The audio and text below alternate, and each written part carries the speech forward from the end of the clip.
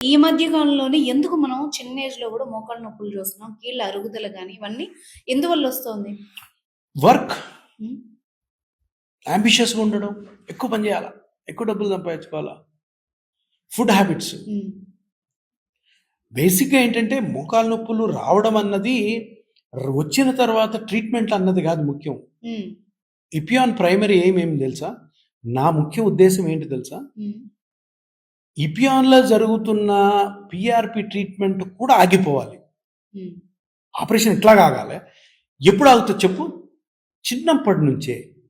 మనకందరికీ తెలియాల్సిన విషయం ఏంటంటే, ఏది చేస్తే మోకాళ్ళు అరుగుతాయి, హ్మ్. ఏది చెయ్యకపోతే మోకాళ్ళు అరగవు. అది తెలుసుకుంటే పీఆర్‌పీ వద్దు, జీఎఫ్‌సీ వద్దు, రేడియో ఫ్రీక్వెన్సీ వద్దు, ఆపరేషన్ అసలే వద్దు. సూపర్. హ్మ్. ఇదే నేను చెప్పేది. నేను ఎప్పుడన్నా నా దగ్గరికి వస్తారు పేషెంట్, హ్మ్.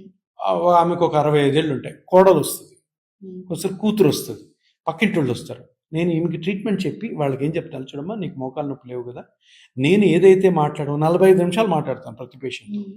నేను ఏదైతే మాట్లాడానో ఈ మాటలు ఒక 10 మందికి మీరు చెప్పండి.